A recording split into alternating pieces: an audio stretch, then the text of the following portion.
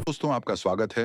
Horror कहूं तो आज कहानी शुरू करने से पहले आपसे 2 मिनट दिल की बात करना चाहता हूं, क्योंकि आप सिर्फ सुनने वाले नहीं हो। आप वो लोग हो जिनके लिए मैं ये सब करता हूं। ठंड का मौसम चल रहा है। जनवरी की सर्दी अपने पूरे जोर पर है। और ऐसी ठंडी रातों में इंसान जब अकेला होता है तो बातें ज्यादा गहरी लगती हैं। आप में से कई लोग सफर में होंगे, कोई ड्यूटी पर होगा, कोई अकेले कमरे में बैठा होगा। मैं आपको हल्के में नहीं लेता। आपकी इज्जत करता हूं, आपकी मौजूदगी की कद्र करता हूं। इसलिए यहां कोई बनावटी डर नहीं सुनाया जाता। यहां वही आता है जो जमीन से उठा हो, जो किसी ने जिया हो। आप आखिर तक साथ रहना, क्योंकि जो बात अधूरी सुनी जाए वो अक्सर गलत समझ ली जाती है। अब जो आप सुनने वाले हो, ट्रक ड्राइवर के पॉइंट ऑफ व्यू सी तू बिना देरी की शुरू करते हैं। मैं ट्रक ड्राइवर हूं। सड़क ही मेरी पहचान है। दिन हो या रात, धूप हो या ठंड, ट्रक चलता रहे तो पेट चलता है। मेरे साथ खलासी रहता है। इरफान मुसलमान लड़का है, सीधा सादा, कम बोलने वाला, लेकिन आंखें बहुत कुछ पढ़ लेती हैं। हम दोनों ने साथ में कई रास्ते काटे हैं, लेकिन कुछ रास्ते ऐसे होते हैं जो इंसान को अंदर से बदल देते हैं। कोंकण की सड़क वैसी ही है। कोंकण का रास्ता देखने में जितना शांत लगता है उतना है नहीं, खासकर जब सर्द हवा समंदर से उठकर पेड़ों के बीच से गुजरती है। सड़क पर मोड़ इतने हैं कि ट्रक को सीधा चलाने से ज्यादा संभालना पड़ता है।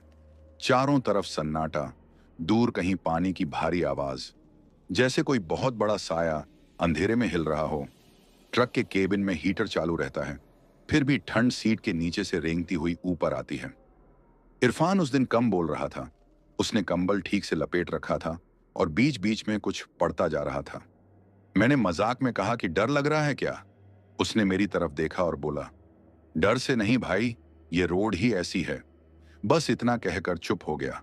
और वही चुप्पी मेरे लिए ज्यादा भारी हो गई। जैसे जैसे ट्रक आगे बढ़ता गया, बाहर की हवा और अंदर का माहौल अलग अलग होने लगे। इंजन की आवाज सही थी, सब कुछ कंट्रोल में था। फिर भी ऐसा लग रहा था जैसे कोई चीज ठीक से बैठी नहीं है। मैंने साइड मिरर देखा। पीछे सिर्फ सड़क थी, लेकिन दिल मानने को तैयार नहीं था। ऐसा लग रहा था जैसे देखने और दिखने के बीच कुछ फंसा हुआ है। अचानक ट्रक के टायरों की आवाज बदलने लगी। सड़क गीली नहीं थी, फिर भी आवाज ऐसी आ रही थी जैसे कोई साथ साथ चल रहा हो। कदमों की रफ्तार टायरों से मिल रही हो। मैंने रेडियो घुमाया। कुछ नहीं, सिर्फ सन्नाटा। और सन्नाटा कभी खाली नहीं होता भाई, वो अपने साथ बहुत कुछ लाता है। इरफान ने धीरे से कहा, भाई, बस इतना, पूरा वाक्य नहीं। मैंने उसकी तरफ देखा। उसका चेहरा पीला था, आंखें सड़क पर जमी हुई थीं। उसने आगे की तरफ इशारा किया। वहां कुछ साफ नहीं था, लेकिन उस इशारे में जो डर था वो मेरे सीने में उतर गया। ड्राइवरों के बीच बातें चलती रहती हैं। कोई कहता है इस रोड पर पुराने हादसों की परछाइयां हैं। कोई कहता है समंदर जो ले जाता है वो वापस रास्ता ढूंढता है। मैंने कभी इन बातों को तवज्जो नहीं दी थी, लेकिन जब ट्रक के अंदर की हवा अचानक और ठंडी हो गई, तब पहली बार लगा कि शायद हर बात को हंसी में उड़ाना ठीक नहीं होता। मैंने स्टीयरिंग कसकर पकड़ा, आंखें सड़क पर टिकाए रखीं और मन ही मन खुद को समझाने लगा कि जो दिख रहा है वो वही है जो होना चाहिए। लेकिन दिक्कत ये थी कि जो महसूस हो रहा था वो समझ से बाहर था। यहीं से सब कुछ बदलना शुरू हुआ, बिना आवाज किए, बिना चेतावनी दिए, जैसे कोई बहुत पहले से इंतजार कर रहा हो कि हम इस रास्ते पर आए। ये सिर्फ शुरुआत थी। आगे जो होने वाला था उसने मुझे ये समझा दिया कि कुछ सड़कें सिर्फ मंजिल तक नहीं ले जाती। कुछ सड़कें इंसान को खुद से मिला देती हैं, और कभी कभी उस मुलाकात में डर सबसे पहले सामने आता है। ट्रक आगे बढ़ रहा था, लेकिन मन जैसे उसी मोड़ पर अटका रह गया था जहां इरफान ने अधूरा वाक्य छोड़ दिया था, भाई।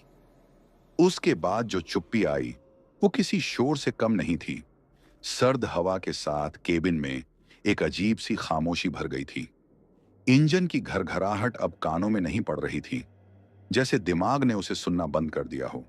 मैंने स्टीयरिंग को थोड़ा और कस कर पकड़ा। हाथों की उंगलियां ठंड से सुन्न होने लगी थीं, लेकिन दिल की धड़कन तेज थी, इतनी तेज कि लगता था इरफान भी सुन रहा होगा। मैंने जानबूझकर बात छेड़ी, ऐसे ही नहीं, बस इसलिए कि माहौल टूटे। इरफान, चाय पी थी ढाबे पर या नहीं? उसने सिर हिलाया, आवाज नहीं निकाली। उसकी आंखें सामने सड़क पर जमी थीं। जैसे अगर एक पल के लिए भी नजर हटाई तो कुछ गलत हो जाएगा। मैंने फिर पूछा, क्या देखा था? इस बार उसने धीरे से कहा, कुछ नहीं, शायद। और यही शायद सबसे खतरनाक शब्द होता है भाई, क्योंकि शायद में सच भी होता है और झूठ भी। कोंकण की सड़क उस वक्त और भी संकरी लगने लगी थी। पेड़ों की डालियां ऐसे झुकी हुई थीं जैसे ट्रक के ऊपर से झांक रही हों। हेडलाइट की रोशनी में जो परछाइयां बनती वो सीधी नहीं होती, टेढ़ी मेढ़ी, कभी लंबी, कभी अचानक गायब। हर मोड़ पर ऐसा लगता था कि बस अभी कुछ सामने आ जाएगा, लेकिन सामने हमेशा खाली रहता। खाली इतना कि दिमाग खुद से भरने लगता। थोड़ी देर बाद मुझे एहसास हुआ कि इरफान अब कुछ पढ़ नहीं रहा।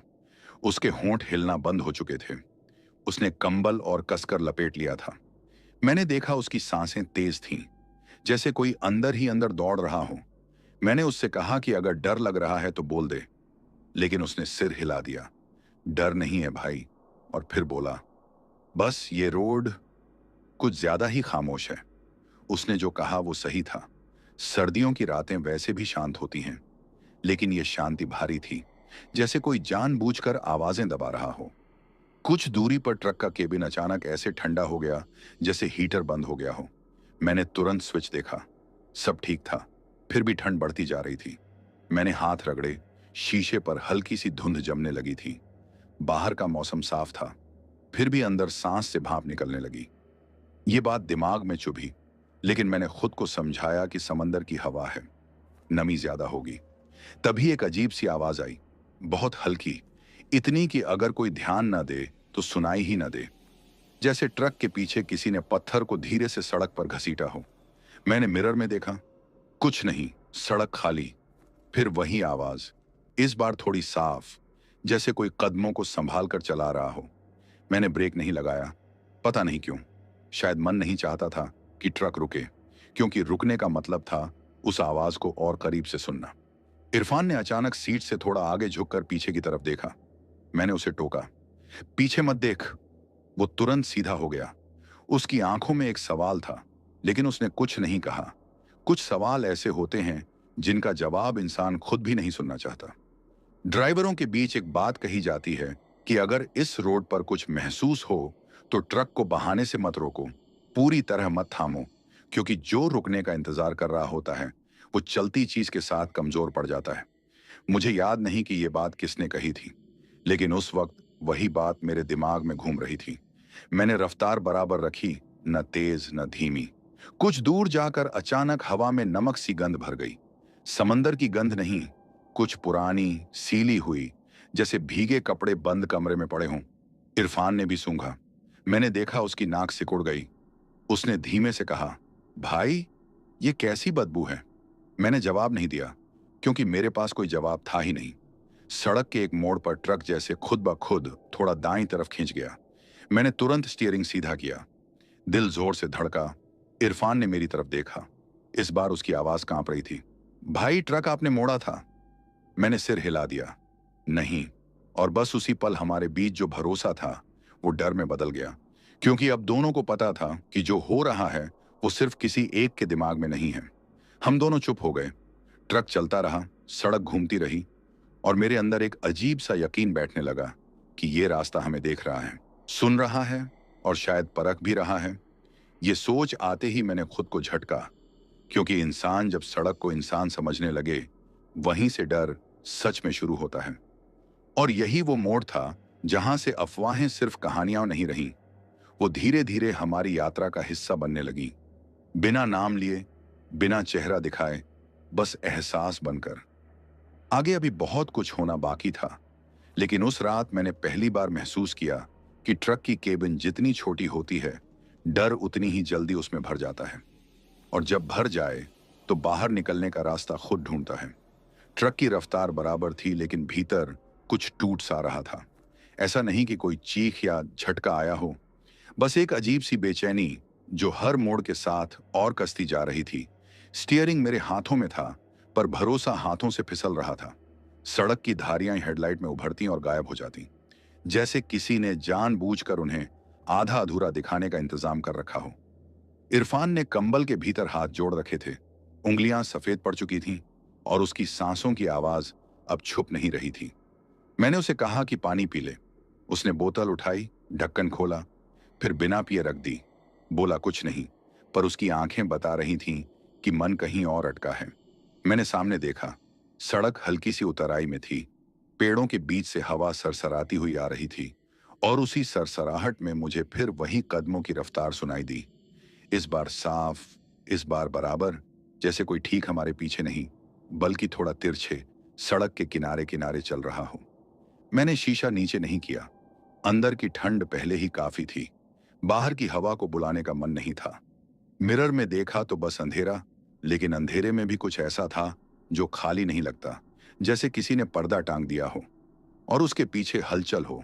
इरफान ने अचानक बहुत धीमी आवाज में कुछ पढ़ना शुरू किया। इस बार लफ्ज पहचान में नहीं आ रहे थे, बस आवाज कांप रही थी और हर लफ्ज के साथ केबिन और ठंडा लग रहा था। सड़क के एक हिस्से पर हल्की सी धुंध थी। सर्दियों में ऐसी धुंध आम है, पर यह धुंध नीचे से उठती नहीं दिखी। ये तो सामने से आ रही थी, जैसे किसी ने जानबूझकर रोशनी को निगलने के लिए उसे फैलाया हो। मैंने लाइट हाई की। कुछ सेकंड के लिए सब सफेद सा हो गया। फिर अचानक धुंध छौंटी और सामने का मोड़ दिखा। मोड़ के ठीक किनारे एक पुराना सा पत्थर रखा था। उस पर कुछ लिखा नहीं था, लेकिन उसे देखकर दिल में अजीब सी चुभन हुई, जैसे वो पत्थर यहां सिर्फ पत्थर बनकर नहीं रखा गया हो। इरफान ने उसी पल सीट से थोड़ा आगे झुककर कहा, भाई, यहां से जल्दी निकल लेते हैं। मैंने सिर हिलाया और जैसे ही एक्सेलरेटर पर हल्का दबाव बढ़ाया, ट्रक ने एक पल के लिए जवाब नहीं दिया। बस एक पल, लेकिन वही पल काफी था। दिल धक से नीचे गिरा। फिर इंजन ने आवाज पकड़ी और ट्रक आगे बढ़ा। मैंने कुछ नहीं कहा, इरफान ने भी नहीं, क्योंकि हम दोनों समझ गए थे कि सवाल पूछने से जवाब नहीं मिलेंगे। आगे बढ़ते ही केबिन में एक अलग सी गंध फैल गई। वही सीली हुई, पुरानी, जैसे नम कपड़े नहीं, बल्कि नम यादें हों। इरफान ने नाक पर हाथ रखा। उसकी आवाज दब गई। भाई, ये गंध। मैंने बात काट दी। ध्यान मत दे, क्योंकि ध्यान देने का मतलब था उसे और जगह देना, और मैं नहीं चाहता था कि जो भी है वो हमारे बीच बैठ जाए। कुछ दूरी पर सड़क के बाईं तरफ झाड़ियां अचानक हिली।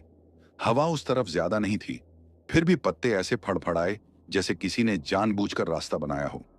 मेरी नजर उधर गई और उसी पल मुझे लगा कि किसी ने आंखों से आंखें मिलाई। बस एक झपक, एक छाया, कोई चेहरा नहीं, कोई आकार नहीं, लेकिन देखने और देखे जाने का एहसास इतना साफ था कि मैंने स्टीयरिंग पर उंगलियां और गड़ा दी। इरफान ने मेरी तरफ नहीं देखा। उसने सामने ही देखा और बहुत धीमे से बोला, भाई, पीछे कुछ है। मैंने जवाब नहीं दिया, क्योंकि अगर मैं मना करता तो झूठ होता, और अगर हाँ कहता तो डर को आवाज मिल जाती। ट्रक चलता रहा और मेरे भीतर एक फैसला पक्का होने लगा कि चाहे कुछ भी हो, इस रास्ते पर रुकना नहीं है। चाहे पैर थक जाए, आंखें जलने लगें या दिल धड़कना भूल जाए। ड्राइवरों के बीच कहते हैं कि कुछ रास्ते सवाल नहीं पूछते, वो बस सहन शक्ति जांचते हैं, और जो कमजोर पड़ जाए उसे अपनी कहानी का हिस्सा बना लेते हैं। उस वक्त मुझे ये बात समझ में आ रही थी। बिना किसी किताब, बिना किसी बड़े नाम के, सिर्फ उस सन्नाटे के सहारे जो हर मोड़ पर और भारी होता जा रहा था। और यही वो वक्त था जब इरफान ने पहली बार मेरी तरफ देखा। उसकी आंखों में डर नहीं, एक अजीब सी यकीन था, जैसे उसने कुछ मान लिया हो। उसने बस इतना कहा, भाई, अब जो भी हो, आप ट्रक मत रोकना। और मैंने बिना देखे सिर हिला दिया, क्योंकि कुछ फैसले शब्दों से नहीं, खामोशी से लिए जाते हैं। आगे का रास्ता अभी और तंग होने वाला था। धुंध अभी पूरी तरह गई नहीं थी, और जो हमारे साथ चल रहा था वो अब पीछे नहीं, बहुत करीब महसूस हो रहा था। इतना करीब कि सांसों के बीच की जगह कम पड़ने लगी थी। इरफान की बात मेरे कानों में अटक गई थी। ट्रक मत रोकना। उसने ऐसे कहा जैसे ये सलाह नहीं, कोई नियम हो। सड़क अब और संकरी लगने लगी थी। पेड़ों की डालियां ऊपर से ऐसे झुकी थीं, मानो रास्ता नहीं, सुरंग बन गई हो। हेडलाइट की रोशनी आगे तक जाती थी, लेकिन किनारों को छूते ही बुझ जाती, जैसे किसी ने जानबूझकर वहां अंधेरा जमा दिया हो। ट्रक के टायर सड़क से चिपके हुए लग रहे थे, हर घूमते चक्कर के साथ एक भारी आवाज, और उसी भारी आवाज के नीचे कुछ और, बहुत हल्का, बहुत पास। मैंने गियर बदला। इंजन की आवाज थोड़ी ऊंची हुई, मगर दिल की धड़कन उससे भी तेज थी। स्टीयरिंग पर पसीना आ गया था। जबकि ठंड अब भी काट रही थी। इरफान ने कंबल थोड़ा हटाया। उसने सामने झुककर सड़क को ऐसे देखा जैसे उसमें कुछ पड़ रहा हो। मैंने उससे पूछा नहीं कि क्या दिख रहा है, क्योंकि कुछ जवाब ऐसे होते हैं जो आदमी को आगे बढ़ने नहीं देते। अचानक ट्रक के ऊपर कुछ गिरा, हल्की सी थक, जैसे किसी ने मुट्ठी भर कंकड़ फेंके हों। मैंने बिना सोचे ब्रेक पर पैर रखा, बस एक झटका सा, और उसी पल इरफान चिल्लाया, नहीं भाई। उसकी आवाज पहली बार इतनी तेज थी, मैंने तुरंत पैर हटा लिया। ट्रक फिर से रेंगने लगा। दिल इतनी जोर से धड़क रहा था कि लगा पसलियां टूट जाएंगी। ऊपर से कुछ और नहीं गिरा, लेकिन वो पहली थक ने पूरे केबिन को जगा दिया था। मैंने शीशे की तरफ देखा। ऊपर कुछ नहीं दिखा। पेड़ भी इतने पास नहीं थे कि डालियां छू सकें। फिर वो आवाज आई, इस बार छत पर नहीं, पीछे की बॉडी से, जैसे कोई हाथ घिसट कर नीचे की तरफ गया हो। इरफान ने आंखें बंद कर ली। उसके होंठ हिल रहे थे। आवाज बाहर नहीं आ रही थी, बस सांसें तेज थीं, और मुझे लगा जैसे केबिन में कोई तीसरा मौजूद हो, बिना जगह घेरे, बिना दिखे। सड़क के किनारे अचानक एक टूटा हुआ साइन बोर्ड दिखा। उस पर कुछ लिखा नहीं पड़ा जा रहा था, बस जंग लगी प्लेट लटक रही थी। हवा चलने पर वो हिलती और एक कर्कश आवाज निकालती। वही आवाज मेरे सिर में गूंजने लगी, जैसे कोई पुराने जख्म को खुरच रहा हो। मैंने नजरें सामने टिकाए रखीं, क्योंकि साइड देखने का मतलब था उस अंधेरे को न्योता देना जो किनारों पर बैठा था।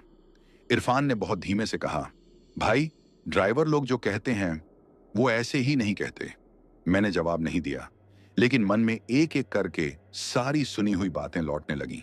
हाथ से गायब हुए लोग, वो ट्रक जो बिना ड्राइवर के दिखे, और वो सर्द रातें जब समंदर की हवा किसी और ही तरफ से बहती है।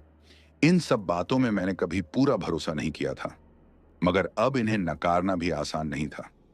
कुछ दूरी पर सड़क अचानक समतल हो गई, जैसे किसी ने थोड़ी राहत दी हो। मैंने सांस ली, कंधे ढीले पड़े, और तभी ट्रक के अंदर की लाइट अपने आप हल्की सी झपकी और बुझ गई। अंधेरा एक पल में केबिन में भर गया। मैंने तुरंत स्विच टटोला। उंगलियां कांप रही थीं। बाहर से वही कदमों की आवाज अब साफ सुनाई दे रही थी, पीछे नहीं, बगल से, जैसे कोई खिड़की के पास चल रहा हो। इरफान ने आंखें खोली। उसने मेरी तरफ नहीं देखा, बस सामने देखते हुए बोला, भाई वो खिड़की मत खोलना। मैंने सिर हिला दिया। दिल में एक अजीब सी कसम बैठ गई कि चाहे कुछ भी हो, मैं उस तरफ हाथ नहीं बढ़ाऊंगा, क्योंकि कुछ चीजें दरवाजे से नहीं आती, उन्हें बस ध्यान चाहिए। लाइट वापस आ गई, लेकिन अंधेरा गया नहीं। वो जैसे आंखों में बस गया था। मैंने महसूस किया कि ट्रक की सीट थोड़ी ठंडी हो गई है, इतनी ठंडी कि रीढ़ में सिहरन दौड़ गई। इरफान ने कंबल फिर से कस लिया, और उसी कसाव में मुझे लगा जैसे केबिन की हवा भी कस रही हो, सांस लेने की जगह कम पड़ रही हो।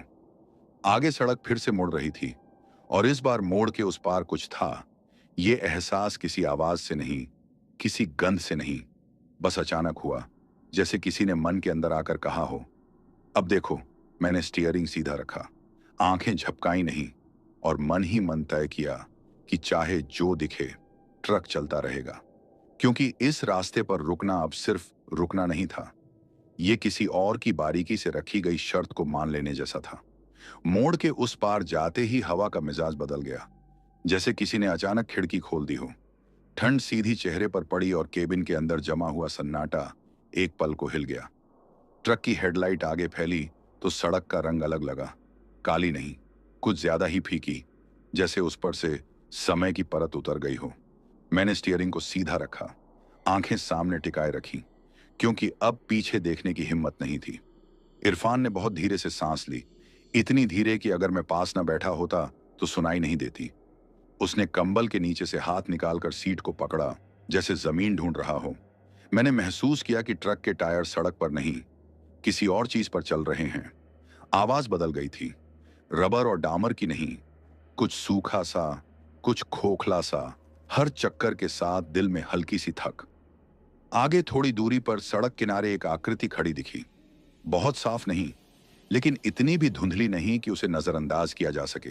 बस एक कद, बिना हरकत के, सिर झुका हुआ, जैसे किसी ने ठंड से बचने के लिए कंधे सिकोड़ रखे हों। मैंने पलकें झपकाईं, फिर देखा। आकृति वहीं थी, न पास आ रही थी न दूर जा रही थी, बस खड़ी थी, जैसे हमारे आने का इंतजार कर रही हो। इरफान ने कुछ कहा नहीं, लेकिन उसकी उंगलियां सीट में गड़ गईं। उसकी सांसें रुक रुक कर आ रही थीं। मैंने एक्सेलरेटर हल्का दबाया, ट्रक आगे बढ़ा, दूरी कम हुई, और उसी पल मुझे एहसास हुआ कि उस आकृति के आसपास हवा हिल नहीं रही। पेड़ हिल रहे थे, पत्ते सरसराते थे, लेकिन उसके पास सब स्थिर था, जैसे वहां हवा भी ठहर गई हो। जैसे ही ट्रक उसके बराबर आया, हेडलाइट की रोशनी ने उसे छुआ। चेहरा साफ नहीं दिखा, बस गीले कपड़े, कंधों से टपकती नमी और सिर से नीचे गिरती हुई छाया।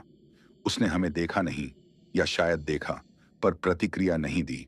ट्रक उसके पास से निकल गया, और उसी पल केबिन में एक अजीब सी राहत आई, जैसे सांस कुछ सेकंड के लिए आसान हो गई हो। लेकिन राहत ज्यादा देर नहीं रहती भाई। जैसे ही मैंने मिरर में देखा, दिल बैठ गया। वही आकृति अब सड़क पर नहीं थी, वो ट्रक के पीछे, बहुत पास, इतनी पास कि हेडलाइट की रोशनी में उसका साया हमारी बॉडी पर पड़ रहा था।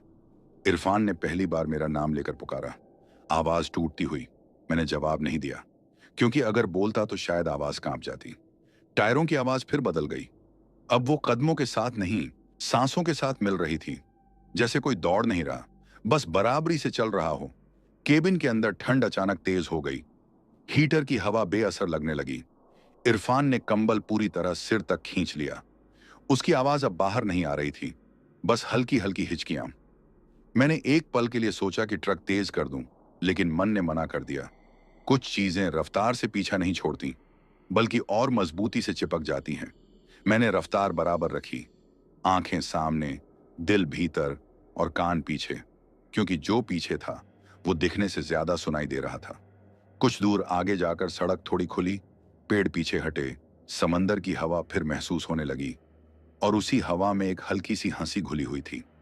बहुत हल्की, इतनी कि शक हो, लेकिन शक ही तो डर की जड़ होता है। मैंने इरफान की तरफ देखा। उसकी आंखें खुली थीं। कंबल के भीतर से भी वो हंसी उसने सुनी थी। ये बात मुझे उसके चेहरे से समझ आ गई। मैंने मिरर में दोबारा देखा। पीछे अब कुछ नहीं था। सड़क खाली, अंधेरी, जैसे अभी कुछ हुआ ही ना हो। लेकिन ट्रक के पीछे की बॉडी पर ताजी नमी थी, जैसे किसी ने अभी अभी हाथ फेरा हो। मैं समझ गया कि जो दिखा वो सिर्फ आंखों का धोखा नहीं था, और जो चला गया वो पूरी तरह गया नहीं है। इस रास्ते पर चीजें ऐसे ही आती जाती हैं, बिना इजाजत, बिना निशान छोड़े, बस एहसास छोड़ जाती हैं। और उस एहसास का बोझ ट्रक के वजन से कहीं ज्यादा भारी होता है। आगे का रास्ता अभी बाकी था, और मुझे पता था कि यह बस पहली झलक थी। असली परीक्षा अभी शुरू होने वाली है। पीछे कुछ नहीं दिख रहा था, लेकिन पीछे का एहसास गया नहीं था, जैसे किसी ने कदम हटाए हों पर नजर नहीं। मैंने मिरर से नजर हटाई और सामने सड़क पर टिकाई, पर मन बार बार वहीं खींच रहा था जहां कुछ सेकंड पहले साया था। ट्रक चल रहा था, इंजन बराबर, गियर सही, फिर भी हर आवाज में एक अलग मतलब सुनाई दे रहा था, जैसे मशीनें भी कुछ कहना चाहती हूं। इरफान ने कंबल थोड़ा नीचे किया। उसकी आंखें लाल थीं, न रोने से, न ठंड से, किसी अंदरूनी दबाव से। उसने धीमे से कहा, भाई, वो हमें देख रहा था। मैंने तुरंत मना नहीं किया, न हाँ कहा, क्योंकि सच ये था कि मैं भी वही महसूस कर रहा था। देखा या नहीं, फर्क नहीं पड़ता। कुछ चीजें देखने से पहले ही पता चल जाती हैं। हम थोड़ी देर चुप रहे, इतनी चुप कि ट्रक की अपनी आवाजें भी अलग अलग सुनाई देने लगीं। डैशबोर्ड के अंदर कहीं से टिक टिक, सीट के नीचे से हल्की सरसराहट, और बाहर हवा की वो सीटी जो अब सीटी नहीं लग रही थी, बल्कि किसी का नाम पुकारने जैसी लग रही थी। इरफान ने अचानक सिर घुमाया। भाई, आपने सुना? मैंने सिर हिलाया, क्योंकि अगर मना करता तो वो खुद को अकेला समझता, और अकेलापन डर से भी खतरनाक होता है। सड़क के किनारे कुछ पुराने पत्थर पड़े थे, ऐसे जैसे कभी कोई बाढ़ रही हो जो अब टूट चुकी हो। उन पत्थरों के पास से गुजरते वक्त ट्रक की लाइट एक पल के लिए डगमगाई, सिर्फ एक झपक। लेकिन उसी झपक में मुझे लगा कि पत्थरों के बीच कोई बैठा है, घुटनों पर सिर टिकाए, ठंड से सिकुड़ा हुआ। मैंने पलकें कसकर झपकाईं, और जब दोबारा देखा तो पत्थर बस पत्थर थे, लेकिन जो छवि दिमाग में बैठ गई थी वो हट नहीं रही थी। इरफान ने बहुत हल्की आवाज में कहा, भाई, यहां ड्राइवर लोग कहते हैं कि कुछ लोग समंदर तक नहीं पहुंच पाए। उसने पूरा वाक्य नहीं बोला, पर बात पूरी थी। मैंने उससे पूछा नहीं कि किसने कहा, क्योंकि इस रोड पर बातें किसी एक के मुंह से नहीं निकलती। वो हवा में तैरती रहती हैं और सही वक्त पर कान में घुस जाती है। ट्रक के भीतर अचानक गंध बदली। वही पुरानी सीलन अब और तीखी हो गई, जैसे किसी ने गीले कपड़े नहीं, गीली मिट्टी रख दी हो। मैंने खिड़की बंद ही रखी, फिर भी गंध अंदर थी। इरफान ने कंबल से नाक ढक ली। उसकी सांसें उखड़ने लगी। मैंने पानी की बोतल उसकी तरफ बढ़ाई। उसने 2 घूंट लिए और तभी उसकी उंगलियां कांपने लगीं। बोतल से पानी छलक गया, सीट पर गिरा और गिरते ही ठंडा पड़ गया, जैसे वो पानी नहीं, कोई और चीज हो। उसी पल ट्रक के पीछे से एक भारी सी आवाज आई, धप, जैसे किसी ने दोनों हथेलियां एक साथ बॉडी पर मारी हों। ट्रक थोड़ा डगमगाया। मैंने स्टीयरिंग संभाला, ब्रेक नहीं लगाया, क्योंकि अब रुकना मेरे लिए विकल्प नहीं था। इरफान ने आंखें बंद कर ली। इस बार उसने कुछ पढ़ना शुरू नहीं किया, बस होंठ भींच ली, जैसे शब्द भी डर गए हों। आगे सड़क पर एक छोटा सा पुल आया। नीचे अंधेरा था, पानी की आवाज नहीं, बस खालीपन, जैसे बहाव रुक गया हो। पुल पर चढ़ते ही ट्रक के टायरों की आवाज बदल गई, खोखली, गूंजती हुई, और उसी गूंज में मुझे साफ सुनाई दिया, पीछे कोई नहीं, ऊपर कोई नहीं, लेकिन नीचे, बहुत नीचे, किसी के चलने की आवाज, जैसे वो पुल के नीचे से हमारे साथ साथ चल रहा हो। इरफान ने आंखें खोली। उसने मेरी तरफ देखा। इस बार उसकी आंखों में डर से ज्यादा स्वीकार था। उसने कहा, भाई, ये हमें जाने नहीं देगा। मैंने कुछ नहीं कहा, क्योंकि उस वाक्य में सवाल नहीं था, बस एक समझ थी, और समझ आ जाने के बाद इंसान का डर बदल जाता है। वो घबराहट नहीं रहता, वो सतर्कता बन जाता है। पुल उतरते ही हवा फिर बदली। ठंड थोड़ी कम लगी, लेकिन केबिन में जो बोझ था वो जस का तस रहा। मैंने महसूस किया कि मेरी पीठ सीट से चिपक गई है, जैसे कोई पीछे से दबा रहा हो। मैंने कंधे हिलाए, दबाव कम नहीं हुआ। इरफान ने देखा और बहुत धीमे से बोला, भाई, पीछे मत देखना। मैंने सिर हिलाया, क्योंकि अब पीछे देखने की जरूरत नहीं थी। पीछे जो था वो हमारे बीच की खामोशी में बैठ चुका था। आगे एक मोड़ और था, और उस मोड़ के बाद क्या है, ये सवाल मेरे दिमाग में नहीं, दिल में उठ रहा था, क्योंकि दिल ने मान लिया था कि ये रास्ता अब हमें सिर्फ मंजिल तक नहीं ले जा रहा, ये हमें परख रहा है, देख रहा है कि कौन कब टूटता है। और मुझे लगने लगा था कि ये परख अभी खत्म नहीं होने वाली। मोड़ के बाद सड़क थोड़ी खुली जरूर थी, लेकिन खुलापन राहत नहीं दे रहा था। उल्टा ऐसा लग रहा था जैसे अंधेरा अब छिप नहीं रहा, सामने आकर चल रहा हो। ट्रक की हेडलाइट जितना उजाला करती, उतना ही साया पैदा करती, और हर साया किसी अधूरे आदमी जैसा लगता। इरफान अब सीधे बैठा नहीं था, उसकी पीठ सीट से लगी हुई थी, कंधे झुके हुए, जैसे किसी ने उस पर कोई बोझ रख दिया हो जिसे उतारने की इजाजत नहीं है। मैंने उससे पूछा कि ठीक है या नहीं। उसने जवाब देने में देर की, फिर बोला, भाई, मुझे ऐसा लग रहा है जैसे केबिन छोटा हो गया है। मैंने चारों तरफ देखा, सब वैसा ही था, लेकिन उसकी बात झूठी भी नहीं थी, क्योंकि हवा सच में कम लग रही थी।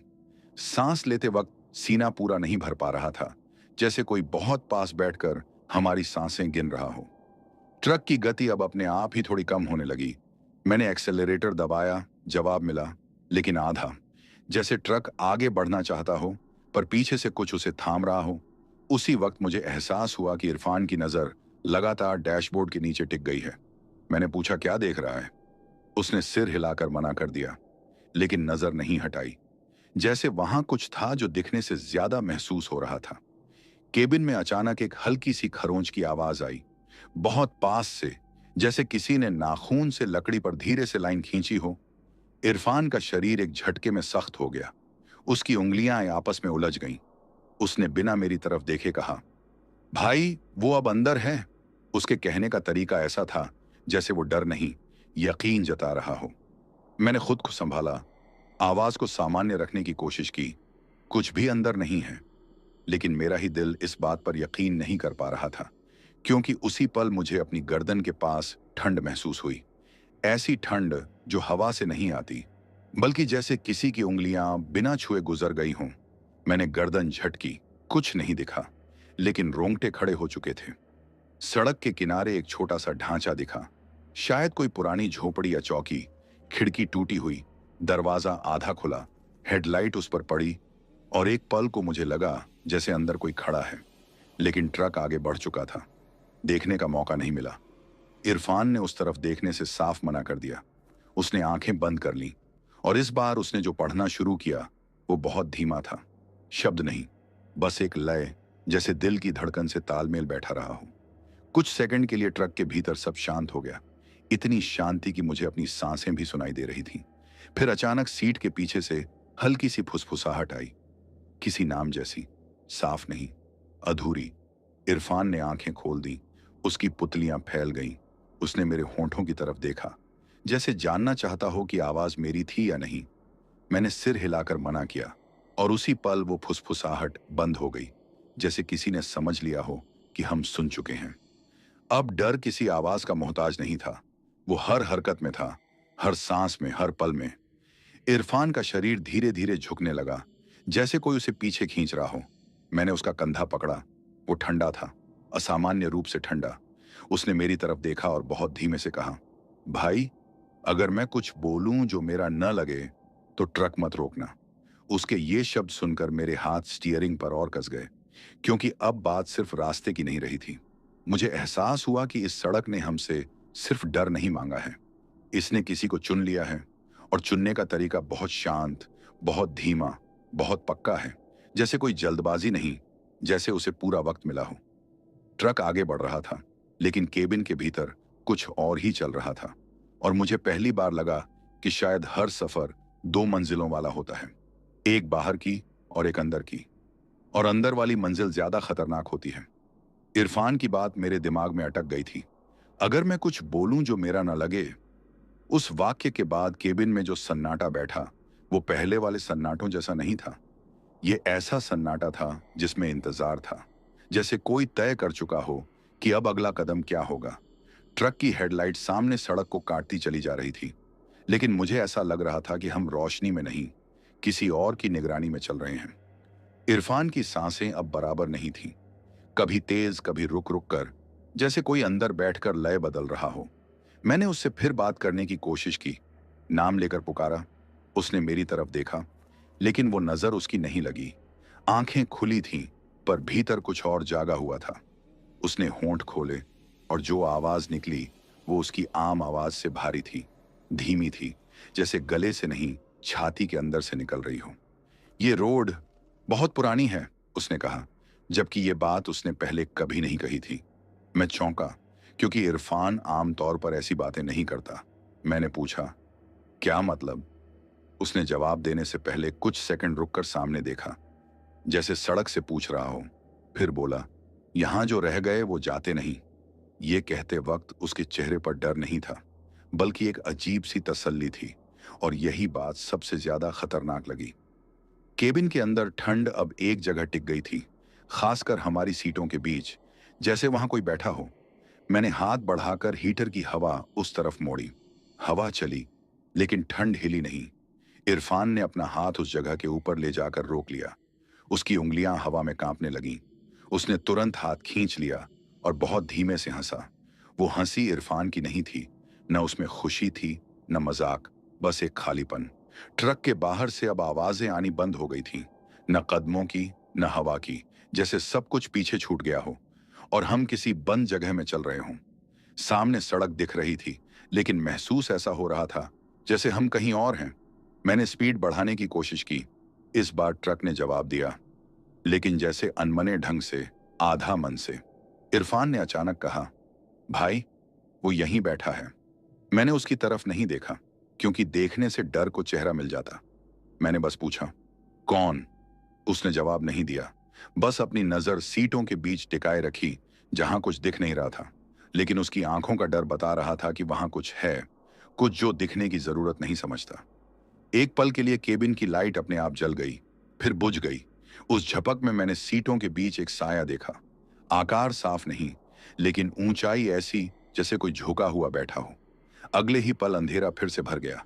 मैंने खुद को संभाला, स्टीयरिंग पर पकड़ और मजबूत कर ली, क्योंकि अब यह सफर सिर्फ सड़क का नहीं रहा था। इरफान ने धीरे से सिर मेरी तरफ घुमाया। उसकी आंखों में पानी था, लेकिन डर का नहीं, किसी याद का। उसने कहा, भाई, ये लोगों को आवाज देता है, अपने जैसे। मैंने पूछा नहीं कि अपने जैसे से क्या मतलब है, क्योंकि मुझे लगने लगा था कि वो जवाब मेरे लिए नहीं है। सड़क के किनारे फिर वही झाड़ियां हिली, लेकिन इस बार हवा नहीं थी। पत्ते बिना वजह फड़फड़ाए, और उसी फड़फड़ाहट के बीच एक नाम जैसा कुछ सुनाई दिया, बहुत हल्का, जैसे किसी ने दूर से पुकारा हो। इरफान का शरीर उस आवाज की तरफ झुक गया। मैंने तुरंत उसका कंधा पकड़ा। जोर से उसने झटके से मेरी तरफ देखा, जैसे किसी नींद से जागा हो। मुझे मत जाने देना, उसने कहा। अब उसकी आवाज फिर से उसकी लग रही थी, और यही बात थोड़ी राहत देने वाली थी। लेकिन राहत टिकती नहीं। उसी पल केबिन के अंदर फिर वही ठंड गहराने लगी, और मुझे साफ महसूस हुआ कि जो भी था वो अब सिर्फ साथ नहीं चल रहा। वो हमारे बीच की बातचीत सुन रहा है, समझ रहा है, और शायद इंतजार कर रहा है। मैंने मन ही मन तय किया कि चाहे कुछ भी हो, चाहे इरफान कुछ भी बोले, चाहे ट्रक कुछ भी करे, मैं इस सड़क को वो नहीं दूंगा जो ये चाहती है। लेकिन ये सोचते ही एक सवाल उठा, क्या ये सड़क कुछ चाहती भी है, या जो चाह रहा है वो सड़क से भी पुराना है? ट्रक आगे बढ़ता रहा, और मेरे भीतर एक अजीब सा डर बैठ गया कि ये रात जितनी शांत दिख रही है उतनी है नहीं। ये सिर्फ सांस रोककर बैठी है। इरफान की आंखों में जो पानी था वो गिरा नहीं, बस वहीं अटका रहा, जैसे उसे भी इंतजार हो। मैंने स्टीयरिंग से एक हाथ हटाकर उसका कंधा और कसकर पकड़ लिया। उंगलियों में उसकी ठंडक उतर आई। वो ठंड इंसानी नहीं लगी, लेकिन उसी पकड़ ने उसे थोड़ा होश में रखा। ट्रक अब भी चल रहा था, सड़क सामने थी, पर मुझे लग रहा था कि हम किसी लंबी, बिना नाम की सुरंग में फंस गए हैं। केबिन के अंदर की हवा अब साफ नहीं रही। सांस लेते वक्त गले में कुछ अटकता सा महसूस हो रहा था, जैसे हवा नहीं, कोई पुरानी कहानी भीतर जा रही हो। इरफान ने होंठ खोले, कुछ कहना चाहा, फिर चुप हो गया। उसकी आंखें फिर से सीटों के बीच टिक गईं, और मुझे लगा जैसे वहां बैठी चीज उसकी बातों को पहले ही जानती हो। मैंने पहली बार वो किया जो कोई ड्राइवर नहीं करना चाहता। मैंने केबिन में जोर से बात की, बिना किसी को देखे, बिना नाम लिए। बस कहा, जो भी है बाहर रह। आवाज मेरी थी, लेकिन भरोसा उसमें नहीं था, और शायद इसीलिए केबिन में हल्की सी हंसी गूंज गई, बहुत पास से, इतनी पास कि मेरे कान के पीछे ठंड महसूस हुई। इरफान कांप गया, और उसके होंठों से एक अलग ही आवाज निकली, ये बाहर नहीं जाता। वो आवाज उसकी थी भी और नहीं भी। ट्रक के डैशबोर्ड की सुई एक पल को कांपी, स्पीड कम हुई। मैंने एक्सेलरेटर दबाया, जवाब मिला, लेकिन भारी, जैसे कोई पैर रखकर दबा रहा हो। सड़क अब पहले से ज्यादा सुनसान लग रही थी। पेड़ पीछे हट गए थे, खुली जगह थी। फिर भी अंधेरा गाढ़ा था, क्योंकि अंधेरा अब बाहर नहीं, भीतर था। इरफान ने अचानक अपना हाथ मेरी कलाई पर रखा। पकड़ मजबूत थी, उसकी आवाज अब फुसफुसाहट थी। भाई, ये मुझे पहचानता है। मैंने उसे झकझोरना चाहा, लेकिन उसके चेहरे पर जो भाव थे वो डर के नहीं थे। वो किसी पुरानी पहचान जैसे थे, जैसे उसने कुछ याद कर लिया हो जिसे भूल जाना बेहतर होता। केबिन की लाइट फिर झपकी, इस बार बुझी नहीं, बस हल्की हो गई।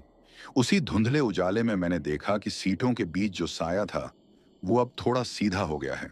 आकार साफ नहीं, लेकिन ऊंचाई बढ़ गई थी, जैसे खड़ा होने की तैयारी। मैंने नजरें सामने टिकाए रखीं, लेकिन वो साया सामने से भी दिख रहा था, जैसे आंखें बंद करने पर भी दिख जाए। इरफान ने धीरे से कुछ कहा, शायद दुआ, शायद कोई नाम। शब्द साफ नहीं थे, लेकिन उसके कहने के साथ ही ट्रक के पीछे से जोरदार आवाज आई, धम, जैसे किसी ने बॉडी पर मुक्का मारा हो। ट्रक एक पल को लहराया। मैंने स्टीयरिंग संभाला, दिल मुंह में आ गया, लेकिन मैंने ब्रेक नहीं मारा, क्योंकि अब रुकना हार मानने जैसा था। उसी झटके में इरफान का सिर मेरी तरफ घूम गया। उसकी आंखें बिल्कुल अलग लग रही थीं, बहुत शांत, बहुत गहरी। उसने कहा, भाई, अगर ये मुझे ले जाए तो आप मत रुकना। ये कहते वक्त उसके चेहरे पर डर नहीं था, और यही बात मुझे तोड़ रही थी। मैंने गुस्से में कहा, चुप, लेकिन मेरी आवाज खुद से ही डर गई। आगे सड़क पर एक हल्का सा मोड़ आया। मोड़ के पास एक पुराना सा निशान, शायद किसी ने पत्थर पर कुछ उकेरा हो। हेडलाइट की रोशनी पड़ी, और मुझे लगा जैसे वो निशान हमें देख रहा है। इरफान ने उस तरफ हाथ बढ़ाने की कोशिश की। मैंने उसका हाथ झटक दिया, और उसी पल केबिन के अंदर ठंड जैसे फट पड़ी। सांस लेना मुश्किल हो गया। मैं समझ गया था कि जो कुछ भी है वो अब सिर्फ डर पैदा नहीं कर रहा, वो सौदा करना चाहता है। बिना बोले, बिना शर्त बताए, बस इशारों में। और मुझे ये भी समझ आ गया कि इस सौदे में रास्ता नहीं, इंसान दांव पर है। ट्रक आगे बढ़ता रहा, लेकिन मेरे अंदर एक फैसला पक्का हो चुका था। चाहे जो भी हो, मैं इरफान को इस सड़क का हिस्सा नहीं बनने दूंगा। चाहे इसके लिए मुझे वो करना पड़े जो कोई ड्राइवर कभी नहीं करना चाहता। और यही फैसला आगे हमें उस जगह ले जाने वाला था जहां से लौटना सिर्फ किस्मत का मामला रह जाता है। इरफान की बात मेरे कानों में हथौड़े की तरह बज रही थी। अगर ये मुझे ले जाए। मैंने उस वाक्य को पूरा होने ही नहीं दिया था, लेकिन सड़क ने जैसे उसे पूरा सुन लिया हो। ट्रक के भीतर का दबाव बढ़ता जा रहा था। हवा भारी हो चुकी थी। सांस लेने में मेहनत लग रही थी, जैसे कोई छाती पर बैठ गया हो। मैंने स्टीयरिंग को कसकर पकड़ा। उंगलियां सुन्न होने लगीं, पर मन साफ था। जो भी हो, इरफान यहीं रहेगा। ड्राइवरों के बीच एक सख्त नियम होता है, जिसे कोई लिखता नहीं, बस सिखाया जाता है। अगर कुछ अजीब लगे तो ट्रक मत रोकना, और अगर बहुत ज्यादा अजीब लगे तो बिल्कुल मत रोकना। लेकिन उसी नियम के साथ एक और बात भी चलती है, बहुत धीमे, बहुत गुपचुप। कुछ हालात ऐसे होते हैं जहां चलते रहना भी खतरा बन जाता है, और उस वक्त इंसान को फैसला करना पड़ता है कि मशीन पर भरोसा रखे या अपने जमीर पर। आगे सड़क के किनारे एक छोटी सी खुली जगह दिखी। मिट्टी का टुकड़ा, जैसे कोई पुराना लेब आए हो। वहां न लाइट थी, न कोई साइन, बस खाली जगह, और उसके चारों तरफ सन्नाटा, जैसे सड़क ने खुद थोड़ी जगह छोड़ी हो। ट्रक अपने आप उस तरफ खींचने लगा। मैंने स्टीयरिंग सीधा किया, लेकिन खिंचाव बना रहा। इरफान ने अचानक कहा, भाई, यहीं। उसकी आवाज अब उसकी नहीं लगी, उसमें जल्दबाजी थी, जैसे कोई और बोल रहा हो। मैंने दांत भींचे। दिल में एक अजीब सा डर और गुस्सा एक साथ उठा, और उसी पल मैंने वो किया जो ड्राइवर कभी नहीं करना चाहता। मैंने ब्रेक दबाया, पूरा नहीं, बस इतना कि ट्रक रेंगने लगे। जैसे चलते चलते रुकने की तैयारी। ट्रक की आवाज बदली। इंजन ने विरोध किया, और उसी के साथ केबिन में वो ठंड जैसे खुश हो गई हो। दबाव एक पल को हल्का पड़ा, फिर और बढ़ गया। ट्रक उस खुली जगह के किनारे आकर रुका नहीं, बस बहुत धीरे चलने लगा। बाहर का अंधेरा घना था, लेकिन उस अंधेरे में मुझे हलचल दिख रही थी। साफ नहीं, पर यकीनन कुछ था। इरफान ने मेरी कलाई पकड़ ली। इस बार उसकी पकड़ मजबूत नहीं, बेचैन थी। भाई, मत उतारना, उसने कहा, और मुझे समझ आ गया कि वो किसकी बात कर रहा है। मैंने गहरी सांस ली। खिड़की नहीं खोली, दरवाजा नहीं खोला, बस केबिन के अंदर जोर से कहा, हम यहां नहीं रुकेंगे। शब्द हवा में गए और वहीं अटक गए, जैसे किसी ने पकड़ लिए हों। उसी पल ट्रक के पीछे से फिर वही भारी आवाज आई, धप। इस बार 2 बार, जैसे जवाब में। इरफान ने सिर दोनों हाथों में पकड़ लिया। उसकी सांसें तेज हो गईं। उसने कुछ कहना चाहा, लेकिन आवाज टूट गई। उसके गले से जो निकला वो कराह थी, और उसी कराह के साथ मुझे लगा जैसे केबिन की दीवारें थोड़ा थोड़ा पास आ रही हों, जगह सिकुड़ रही हों। मैंने ब्रेक से पैर हटाया और एक्सेलरेटर दबाया। ट्रक ने एक पल को झटका लिया, फिर आगे बढ़ा। खुली जगह पीछे छूटने लगी, और जैसे ही वो जगह हेडलाइट से बाहर गई, केबिन का दबाव थोड़ा कम हुआ। ठंड पीछे हटती सी लगी, लेकिन पूरी तरह गई नहीं, जैसे नाराज होकर कोने में बैठ गई हो। इरफान ने धीरे धीरे सिर उठाया। उसकी आंखों में अब डर के साथ थकान थी, बहुत गहरी थकान। उसने फुसफुसाकर कहा, भाई, ये जगह हमें वापस बुलाएगी। मैंने जवाब नहीं दिया, क्योंकि मुझे भी वही एहसास हो रहा था। कुछ जगहें छोड़ने पर पीछा करती हैं, रास्ते में नहीं, दिमाग में। आगे सड़क फिर से तंग होने लगी। पेड़ पास आते गए। अंधेरा वापस गाढ़ा हो गया, लेकिन कुछ बदला था। जो भी हमारे साथ चल रहा था, वो अब पहले जैसा छिपा नहीं था। उसकी मौजूदगी साफ महसूस हो रही थी, जैसे उसने तय कर लिया हो कि अब खेल खुलकर खेला जाएगा। मैं जानता था कि ब्रेक दबाने के साथ मैंने एक सीमा लांघ दी है, और इस सीमा के पार चीजें नियमों से नहीं चलती। यहां सिर्फ हिम्मत और इरादा काम आता है, और इसी इरादे की अगली परीक्षा बहुत करीब थी। खुली जगह पीछे छूट चुकी थी, लेकिन उसका साया हमारे साथ चल रहा था, जैसे कोई बिना आवाज के कदम मिलाकर चले। ट्रक आगे बढ़ रहा था। इंजन की आवाज फिर से बराबर लगने लगी थी, पर केबिन के भीतर जो खालीपन था, वो पहले से ज्यादा भारी हो गया था। ऐसा खालीपन जिसमें शब्द डूब जाते हैं। मैंने सामने सड़क पर ध्यान टिकाए रखा, लेकिन दिमाग बार बार उसी तरफ खींच रहा था जहां ब्रेक दबा था। इरफान चुप था। इतनी देर से चुप कि उसकी चुप्पी बोलने लगी थी। मैंने उससे पूछा नहीं, क्योंकि अब सवाल पूछने का वक्त नहीं था। कुछ बातें तब निकलती हैं जब आदमी खुद तैयार हो। ट्रक एक हल्के मोड़ पर पहुंचा। हवा ने फिर से करवट बदली और उसी करवट में मुझे लगा जैसे किसी ने पीछे से हमारे नाम पुकारे हों। साफ नहीं, बस एहसास, और एहसास ही सबसे खतरनाक होता है। कुछ दूरी चलने के बाद इरफान ने खुद बोलना शुरू किया, बिना मेरी तरफ देखे। भाई, ड्राइवर लोग जिस जगह से बचते हैं वही थी। उसकी आवाज अब सामान्य थी, लेकिन उस सामान्यपन में डर दबा हुआ था।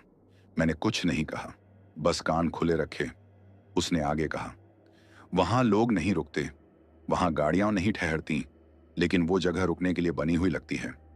उसके शब्दों में अजीब सा विरोधाभास था, जैसे जगह खुद बुलाती हो।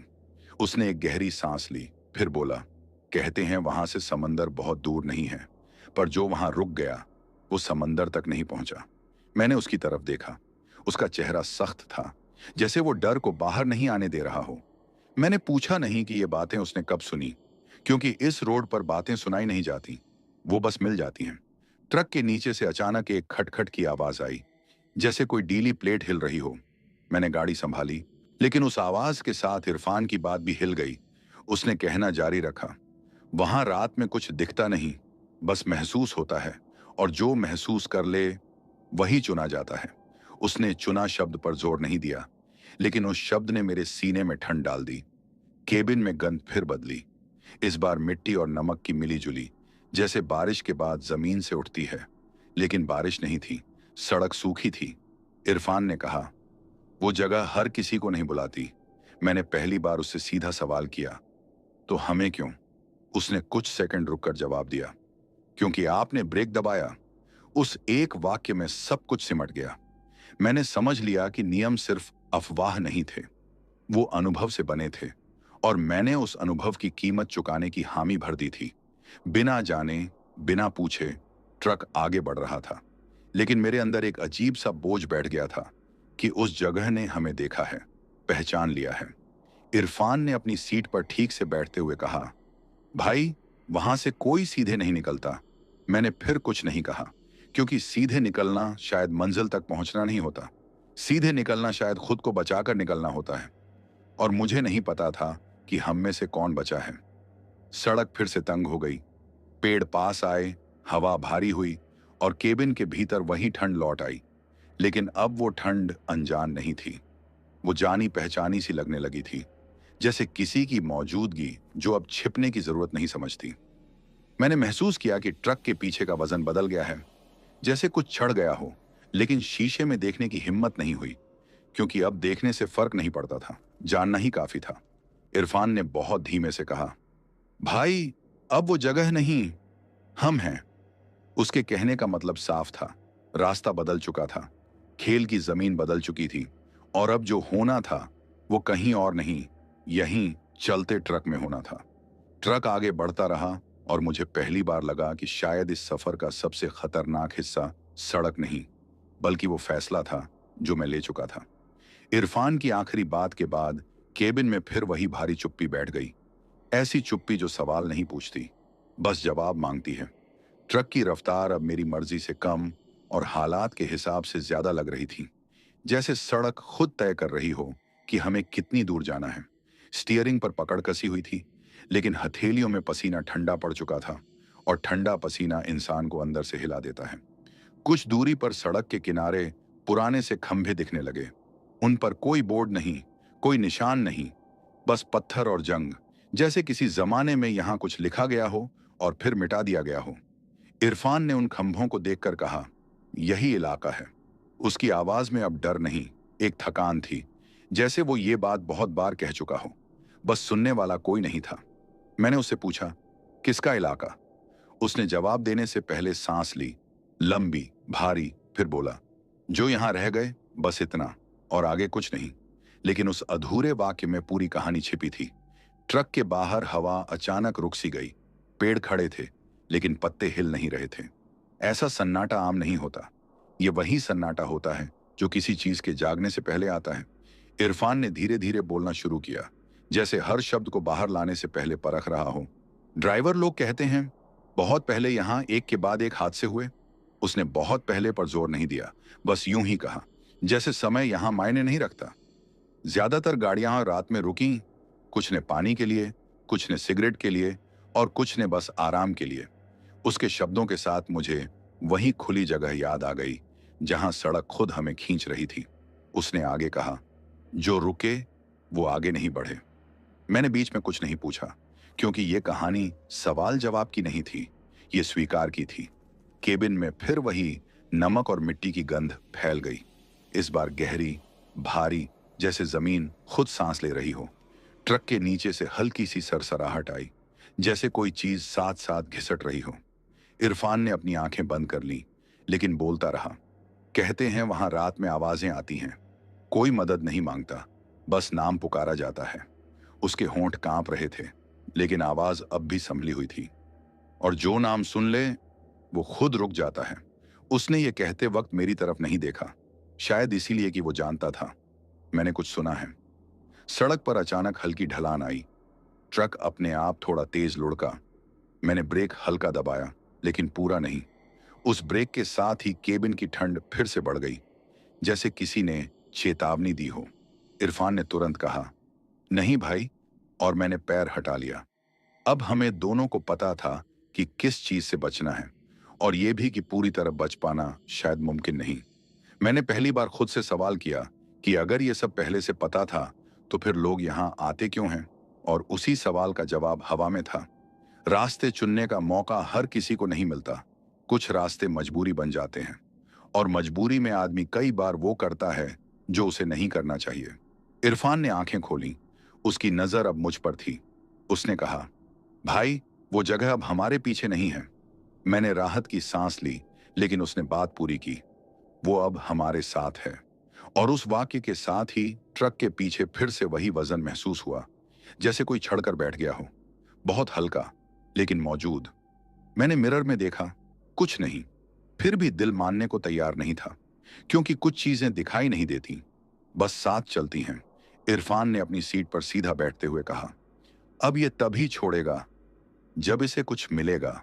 उसके शब्द सुनकर मेरे सीने में एक अजीब सी आग लगी, डर की नहीं, गुस्से की। मैंने मन ही मन तय किया कि चाहे जो भी हो, ये सफर किसी सौदे पर नहीं होगा। सड़क आगे बढ़ रही थी, लेकिन कहानी अब खुल चुकी थी, और जो खुल जाए वो वापस बंद नहीं होती।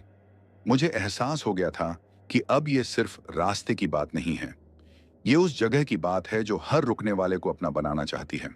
और यही समझ हमें अगले मोड़ पर उस सच्चाई के बहुत करीब ले जाने वाली थी, जिसे जानने के बाद कोई भी ड्राइवर वहीं नहीं रहता।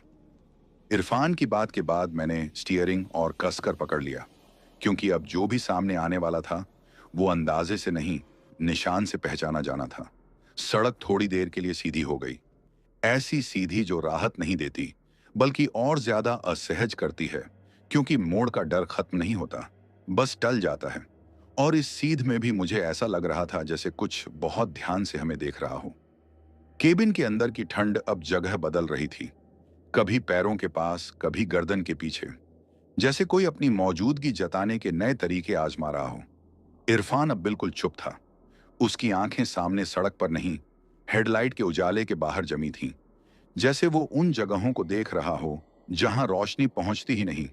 मैंने उसका नाम लिया, उसने सिर हिलाया, आवाज नहीं निकाली, लेकिन उसी सिर हिलाने में बहुत कुछ कह दिया।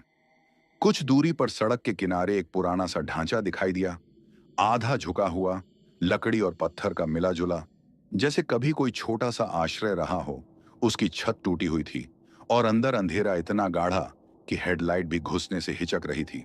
मैंने ट्रक की रफ्तार कम नहीं की, लेकिन मन वहीं अटक गया। इरफान ने पहली बार उस तरफ देखकर कहा, यहीं, बस इतना। कोई नाम नहीं, कोई कहानी नहीं, लेकिन उसी शब्द में पूरी दास्तान छुपी थी। जैसे ही ट्रक उस ढांचे के बराबर आया, मुझे केबिन के अंदर एक अलग ही गंध महसूस हुई। इस बार नमक या मिट्टी नहीं, बल्कि जली हुई लकड़ी जैसी, पुरानी आग की, ऐसी गंध जो बहुत पहले बुझ चुकी हो, लेकिन उसकी याद हवा में रह गई हो। इरफान ने आंखें बंद कर ली, उसकी सांसें तेज हो गईं, और उसने धीमे से कहा, भाई, यहां लोग रात काटने की कोशिश करते थे। मैंने सवाल नहीं पूछा, क्योंकि जवाब खुद ब खुद सामने आने लगा था। ढांचे के पास जमीन पर कुछ निशान थे, हेडलाइट की रोशनी में साफ नहीं, लेकिन आकार से समझ आने वाले, जैसे बहुत बार गाड़ियों के पहिए वहां आकर रुके हों और फिर अचानक मुड़े हों, बिना आगे बढ़े, बिना पीछे लौटे, बस रुककर घूम गए हों। और उसी पल मुझे एहसास हुआ कि ये वो जगह नहीं जहां लोग फंसते हैं, ये वो जगह है जहां लोग खुद रुकते हैं। ट्रक आगे बढ़ा, लेकिन जैसे ही वो ढांचा हेडलाइट से बाहर गया, केबिन के अंदर कुछ बदला। ठंड अब चुभने लगी, सांस लेना और मुश्किल हो गया। इरफान ने अचानक मेरी तरफ देखा। उसकी आंखों में डर नहीं, एक अजीब सी शर्म थी। उसने कहा, भाई, ये लोगों को मजबूर नहीं करता। मैंने उसकी तरफ देखा, पहली बार पूरी तरह। उसने आगे कहा, ये उन्हें यकीन दिलाता है कि रुकना सही है। उस बात ने मुझे अंदर तक हिला दिया, क्योंकि डर जब जबरदस्ती नहीं करता, जब वो मन को समझाने लगता है, तब सबसे खतरनाक होता है। सड़क अब फिर से तंग होने लगी थी, पेड़ पास आ गए, लेकिन मुझे लग रहा था कि असली घेराव बाहर नहीं, भीतर हो रहा है। उसी वक्त ट्रक के पीछे फिर वही हल्का सा वजन महसूस हुआ। इस बार डर नहीं लगा, बल्कि गुस्सा आया, जैसे कोई बिना पूछे सवार हो गया हो। मैंने मन ही मन कहा कि चाहे जो हो, यहां कोई नहीं उतरेगा, कोई नहीं रुकेगा। लेकिन इसी सोच के साथ एक सवाल उठा, अगर रुकना सिर्फ जगह का नहीं, मन का हो तो? इरफान ने जैसे मेरे सवाल को सुन लिया हो, बहुत धीमे से बोला, भाई, ये जगह इंसान को थका देती है। मैंने सिर हिलाया, क्योंकि थकान ही वो दरवाजा है जहां से बहुत कुछ अंदर आता है। और मुझे महसूस हो रहा था कि ये रास्ता हमें थकाने में लगा हुआ है। धीरे धीरे, बिना हड़बड़ी के, ढांचा पीछे छूट चुका था। लेकिन उसके बाद सड़क पर जो सन्नाटा आया, वो पहले जैसा नहीं था। ये सन्नाटा किसी बात का इंतजार कर रहा था, और मुझे साफ लग रहा था कि अगला निशान सिर्फ देखने का नहीं, झेलने का होगा। ट्रक आगे बढ़ता रहा, और मेरे भीतर एक अजीब सा यकीन बैठ गया कि इस कहानी में अब वापसी का रास्ता नहीं, बस आगे का सामना है। ढांचा पीछे छूट चुका था, लेकिन उसके साथ जो एहसास आया था, वो हमारे साथ ही चिपक गया, जैसे किसी ने ट्रक की बॉडी पर कीचड़ नहीं, यादें लपेट दी हों। सड़क अब उतनी संकरी नहीं थी, फिर भी चलना भारी लग रहा था। हर मीटर जैसे पहले से ज्यादा लंबा हो गया हो। इरफान ने कंबल थोड़ा ढीला किया। उसकी गर्दन पर पसीना था, सर्द हवा के बावजूद। और यही बात मुझे परेशान कर रही थी। ठंड में पसीना तभी आता है जब शरीर अंदर से लड़ रहा हो। मैंने गियर बदला। ट्रक ने आवाज दी, पर वो आवाज खोखली लगी, जैसे इंजन और सड़क के बीच कुछ और आ गया हो। उसी पल मुझे लगा कि ट्रक का पिछला हिस्सा थोड़ा नीचे बैठ गया है, जैसे वजन बढ़ गया हो। मैंने मिरर देखा, कुछ नहीं, लेकिन एहसास झूठा नहीं था। इरफान ने मेरी तरफ देखे बिना कहा, भाई, अब वो हल्का नहीं है। और उसकी बात ने मेरे शक को पक्का कर दिया। सड़क के किनारे एक जगह जमीन कुछ अलग दिखी, रंग बदला हुआ, जैसे कभी वहां कुछ गिरा हो और मिट्टी ने उसे पूरी तरह ढक लिया हो। हेडलाइट की रोशनी उस पर पड़ी तो एक पल को लगा जैसे वो जगह सांस ले रही हो। इरफान ने उसी तरफ देखकर कहा, यहीं लोग थक जाते हैं। मैंने समझा कि वो जगह नहीं, वो मन की बात कर रहा है। केबिन के अंदर अचानक एक धीमी सी सरसराहट शुरू हुई, जैसे किसी ने सीट के नीचे हाथ फेरा हो। मैंने पैर हिलाया, कुछ नहीं दिखा, लेकिन ठंड अब पैरों से चढ़ती हुई घुटनों तक आ गई थी। इरफान ने दांत भींच लिए। उसने कुछ कहना चाहा, फिर रुक गया, जैसे शब्दों को बाहर आने की इजाजत नहीं हो। उसी वक्त ट्रक के पीछे से एक लंबी सी आवाज आई, खिंचती हुई, जैसे कोई भारी चीज सड़क पर घसीटी जा रही हो।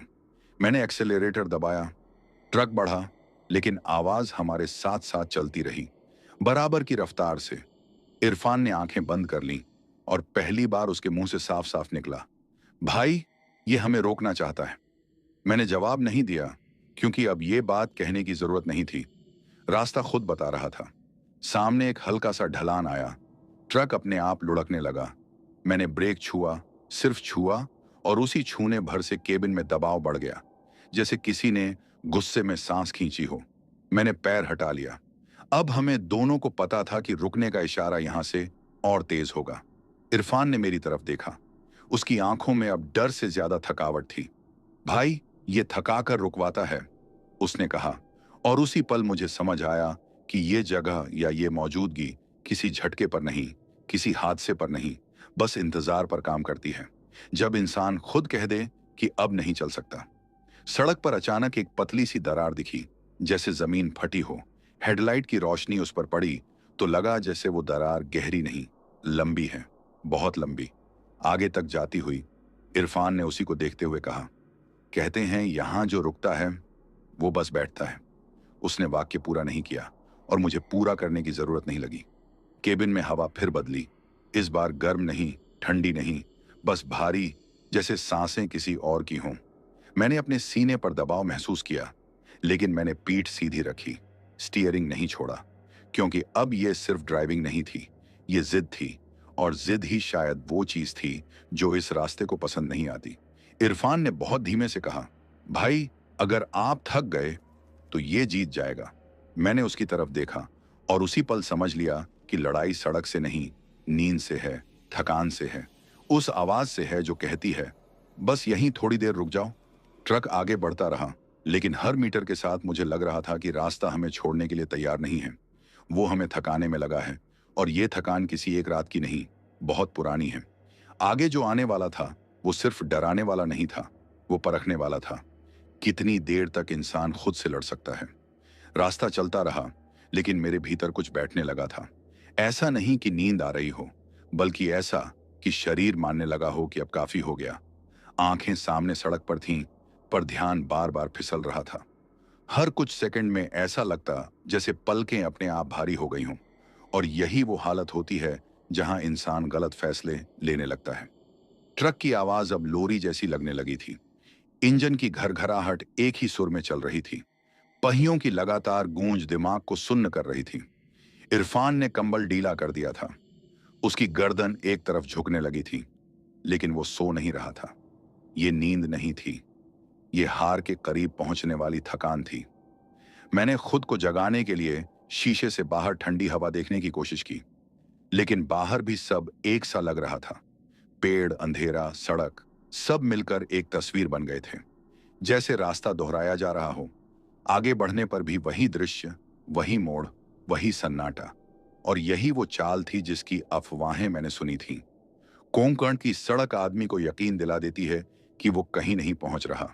इरफान ने अचानक धीमे से कहा, भाई, बस 5 मिनट। उसके शब्दों में गुजारिश थी, डर नहीं।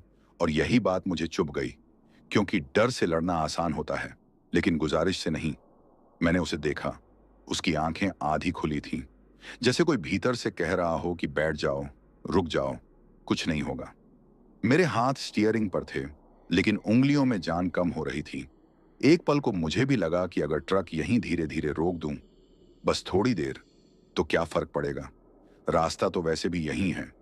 लेकिन उसी पल मुझे उस ढांचे की याद आई, वो खुली जगह, वो निशान, और इरफान की बात। ये जगह मजबूर नहीं करती, ये मनाता है। मैंने खुद को झकझोरा, गियर बदला, इंजन की आवाज तेज की।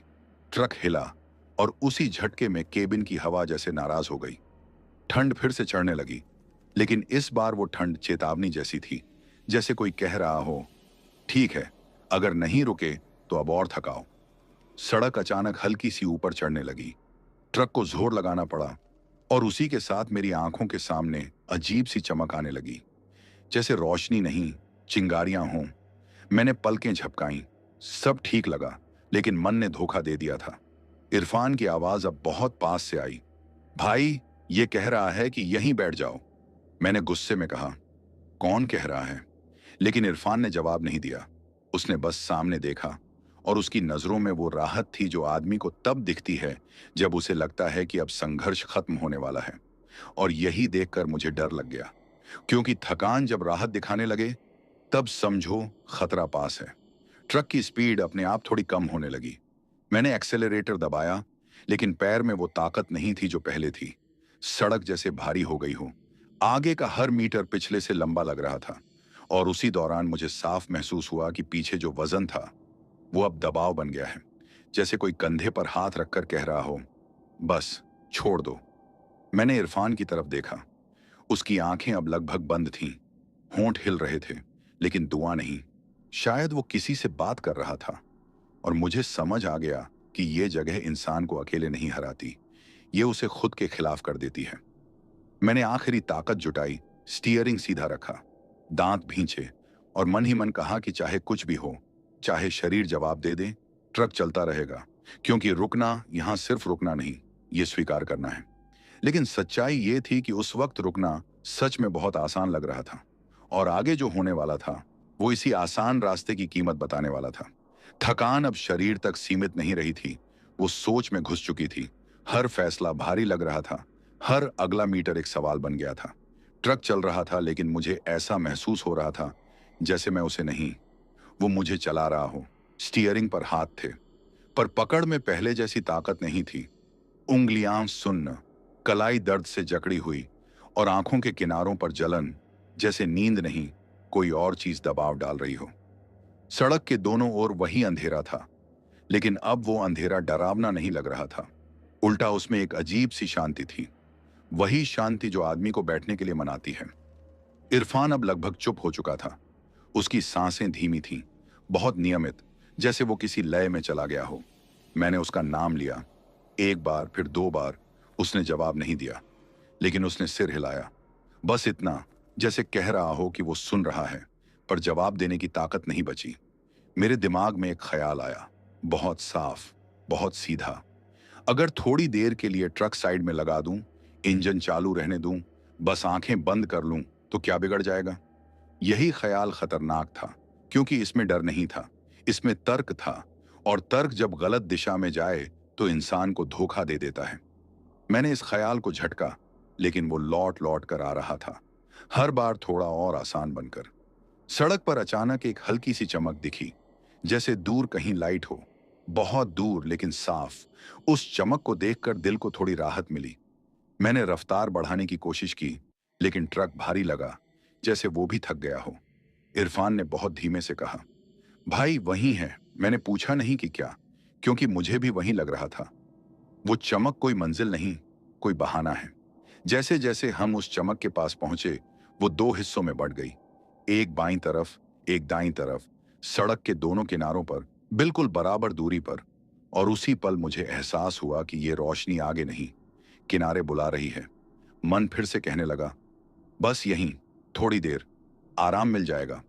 मेरे सिर में भारीपन बढ़ गया, जैसे किसी ने हेलमेट पहनाया हो। इरफान की आवाज अब दूर से आती लग रही थी। उसने कुछ कहा, पर शब्द साफ नहीं थे, बस एक गुजारिश, और उसी गुजारिश के साथ मेरे पैर ने ब्रेक को हल्का छुआ, बस छुआ, पूरा नहीं। और उसी छूने भर से केबिन की हवा बदल गई, शांति टूट गई, ठंड तेज हो गई, और वो दबाव जो कुछ देर पहले शांत था, फिर से जाग गया। मैंने पैर हटा लिया, दिल जोर से धड़का। समझ आ गया कि ये आखिरी चेतावनी थी। आगे या तो मैं ट्रक चलाऊंगा या ट्रक रुकवाया जाएगा, और ये फैसला मेरे हाथ में कम, मेरे इरादे में ज्यादा था। इरफान ने अचानक मेरी तरफ देखा। उसकी आंखों में अब राहत नहीं, डर था, असली डर। उसने साफ कहा, भाई ये आपको सुला रहा है। और उसी पल मुझे एहसास हुआ कि थकान नींद नहीं है, ये बेहोशी है, धीरे धीरे आती हुई, बिना दर्द के। मैंने खुद को पूरी ताकत से झकझोरा, सीट पर सीधा बैठा, शीशे पर हाथ मारा। आवाज आई, तेज, और उसी आवाज से मैं वापस आया। ट्रक हिला, सड़क फिर साफ दिखने लगी, किनारे की रोशनियां गायब हो गईं, जैसे कभी थी ही नहीं। लेकिन उनके जाने के साथ एक एहसास भी गया, आसान रास्ते का। अब जो बचा था वो सिर्फ मुश्किल रास्ता था, और वही सही था। ट्रक आगे बढ़ता रहा, लेकिन मेरे भीतर एक डर बैठ गया कि ये आखिरी कोशिश नहीं थी, ये बस तैयारी थी, और जो तैयार होकर आता है वो हार मानने जल्दी नहीं देता। रोशनियां गायब होते ही ऐसा लगा जैसे किसी ने भारी बोझ कंधों से उतार दिया हो।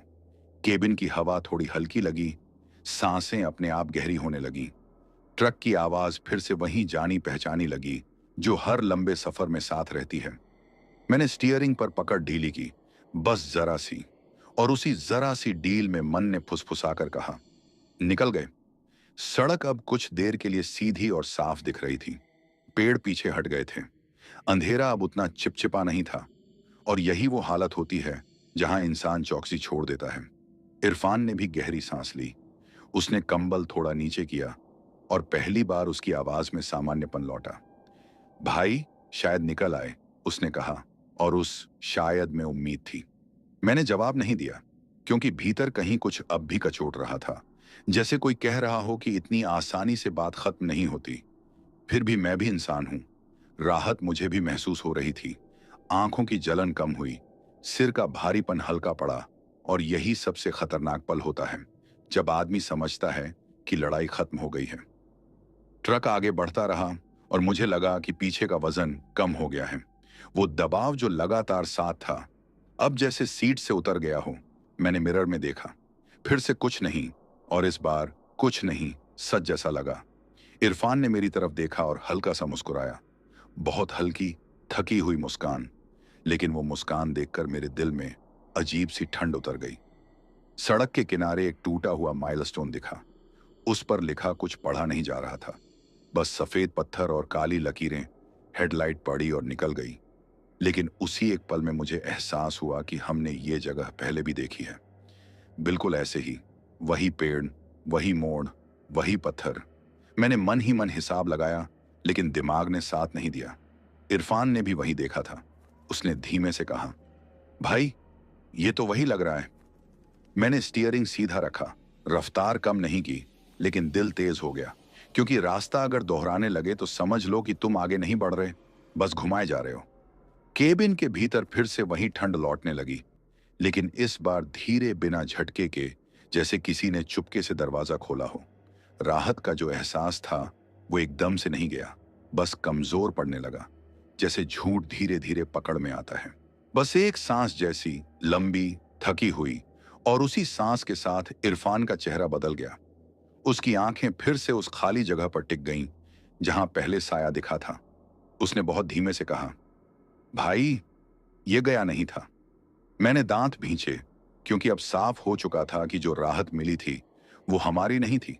वो हमें ढीला करने के लिए दी गई थी, ताकि हम अगली चाल के लिए तैयार न रहें। सड़क फिर से हल्की सी मुड़ने लगी। वही मोड़, वही एहसास। और मुझे समझ आ गया कि ये रास्ता हमें छोड़ नहीं रहा, ये बस हमें घुमा रहा है। सबसे खतरनाक बात यह थी कि इस बार डर उतना तेज नहीं था। वो शांत था, भरोसे जैसा, जैसे कह रहा हो, देखो, कुछ नहीं हुआ, सब ठीक है। और इसी भरोसे में आदमी सबसे बड़ी गलती करता है। मैंने इरफान की तरफ देखा।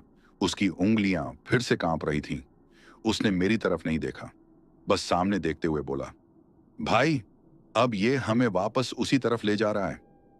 मैंने सिर हिलाया, क्योंकि मेरे पास इनकार करने का कोई बहाना नहीं था।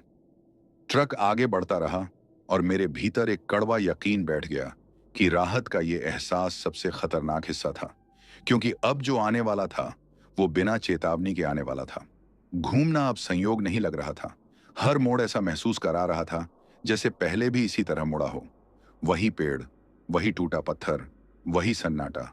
और हर बार वही एहसास कि हम आगे नहीं, बल्कि भीतर की किसी परत में उतरते जा रहे हैं। ट्रक चल रहा था, लेकिन दूरी कट नहीं रही थी। जैसे रास्ता लंबाई नहीं, वक्त खा रहा हो। इरफान ने पहली बार पूरी तरह मेरी तरफ देखा।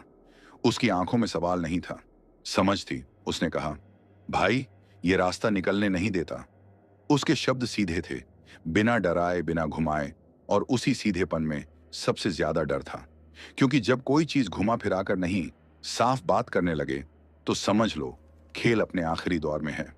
केबिन के भीतर अब ठंड या दबाव नहीं था, बल्कि एक अजीब सी बराबरी थी। जैसे सब कुछ सामान्य दिखाने की कोशिश हो रही हो। यही वो हालत होती है जहां आदमी गलतफहमी में पड़ता है। मैंने खुद को चौकस रखा, लेकिन शरीर थका हुआ था।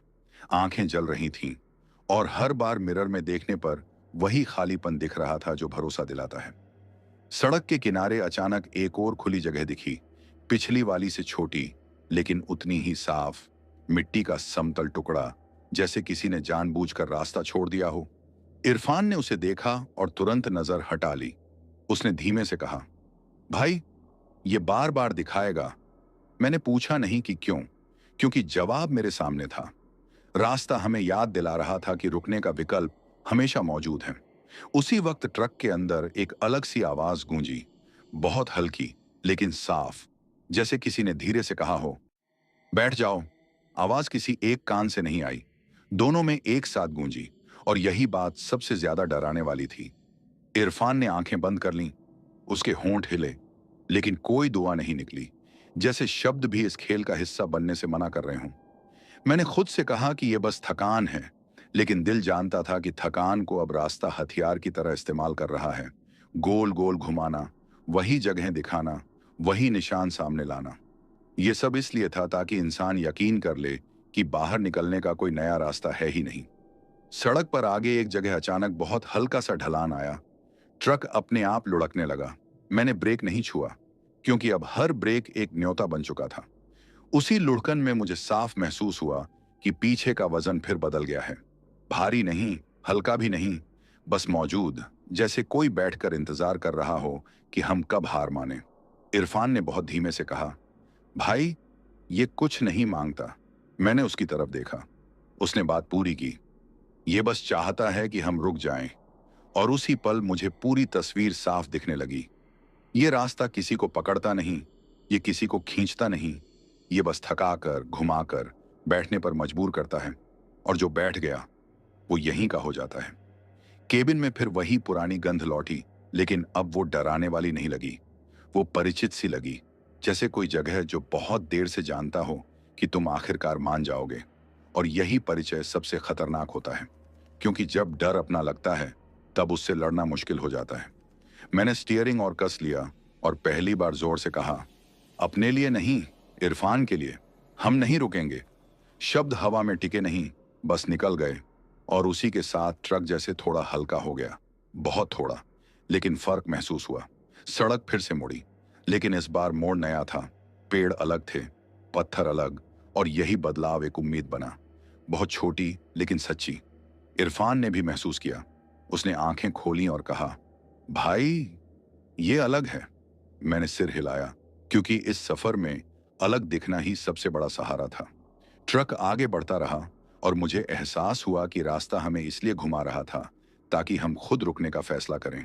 और जब वो फैसला नहीं हुआ, तो अब वो अगली चाल चलने वाला है, ज्यादा सीधी, ज्यादा नजदीक। और वही चाल अब बहुत पास थी। मोड़ बदल चुका था, पेड़ नए थे, हवा का रुख भी अलग लग रहा था, लेकिन दिल अभी भी पूरी तरह भरोसा नहीं कर पा रहा था, क्योंकि इस रास्ते ने हमें सिखा दिया था कि हर नया दिखने वाला मोड़ सच में नया हो, ये जरूरी नहीं। ट्रक आगे बढ़ रहा था, रफ्तार स्थिर, इंजन की आवाज साफ, और यही साफ साफ हालात सबसे ज्यादा चौकन्ना कर रहे थे। इरफान अब बिल्कुल शांत था। उसकी सांसें बराबर थीं, आंखें खुली थीं, लेकिन उनमें वो बेचैनी नहीं थी जो पहले थी। उसने सामने देखते हुए कहा, भाई, अब ये डराने की कोशिश नहीं कर रहा। मैंने सिर हिलाया, क्योंकि मुझे भी वही महसूस हो रहा था। अगर एक बार भी ट्रक साइड में लगाया होता, तो शायद ये रास्ता आज भी हमें अपने घेरे में रखता। इरफान ने बहुत धीमे से कहा, भाई, ये रास्ता भूलेंगे नहीं। मैंने सिर हिलाया, क्योंकि कुछ रास्ते भूलने के लिए नहीं होते, वो इसलिए मिलते हैं ताकि इंसान आगे चलकर रुकने से पहले सोच सके। अब सफर अपने आखिरी हिस्से में था। डर पीछे छूट रहा था, लेकिन सबक साथ चल रहा था। और यही सबक आगे आने वाले हिस्से में पूरी तरह साफ होने वाला था। आसमान का रंग धीरे धीरे बदल रहा था। पूरा उजाला नहीं आया था, लेकिन अंधेरा अब पहले जैसा गाढ़ा भी नहीं था। ऐसा लग रहा था जैसे रात थक गई हो, जैसे उसने जितना लेना था ले लिया हो, और अब पीछे हट रही हो। ट्रक की विंडशील्ड पर हल्की सी नमी जमी थी। ठंड अब चुभती नहीं थी, बस मौजूद थी, याद की तरह। इरफान ने बाहर झांकते हुए कहा, भाई, हवा में कुछ अलग है। मैंने ध्यान दिया। सच में अब हवा में वो दबाव नहीं था जो घंटों से हमारे सीने पर बैठा था। सांस लेना आसान हो गया था। ट्रक का केबिन फिर से वही जगह लगने लगा था जहां इंसान बैठ सकता है, न कि कोई बंद डिब्बा जहां हर सांस गिनी जाती हो। सड़क पर अब दूर दूर बिजली के खंभे दिखने लगे थे। पूरी रोशनी नहीं, बस छोटे छोटे संकेत कि इंसानों की दुनिया पास है। और यही संकेत सबसे बड़ा सहारा बनते हैं, क्योंकि इंसान डर से नहीं, अकेलेपन से टूटता है। मैंने महसूस किया कि मेरी आंखें अब खुद ब खुद खुली रह रही थीं। उन्हें जबरदस्ती संभालना नहीं पड़ रहा था। इरफान ने अपनी सीट सीधी की। उसने पहली बार ठीक से जम्हाई ली, लंबी खुली, बिना डर के। उसने कहा, भाई, ऐसा लग रहा है जैसे सिर से कुछ उतर गया हो। मैंने जवाब नहीं दिया, लेकिन मुझे भी वही लग रहा था, जैसे कोई भारी कपड़ा जो पूरी रात ओढ़े रखा था, अब उतार दिया गया हो। ट्रक आगे बढ़ता रहा, और मैंने पहली बार पीछे मुड़कर देखने का ख्याल आने दिया, लेकिन फिर खुद को रोक लिया, क्योंकि कुछ चीजों को पीछे देखकर नहीं, आगे बढ़कर छोड़ा जाता है। इरफान ने भी शायद यही सोचा, क्योंकि उसने भी पीछे देखने की कोशिश नहीं की। हम दोनों समझ गए थे कि पीछे अब कुछ देखने लायक नहीं है। एक छोटे से मोड़ के बाद सड़क पर हल्की सी चहल पहल दिखी। कहीं किसी घर की खिड़की में रोशनी, कहीं किसी चाय की दुकान का शटर आधा खुला। ये आम दृश्य थे, लेकिन उस वक्त ये किसी वरदान से कम नहीं थे। इरफान ने मुस्कुराकर कहा, भाई चाय मिल जाएगी। और उस एक लाइन में जिंदगी लौट आई थी। मैंने ट्रक की रफ्तार स्थिर रखी।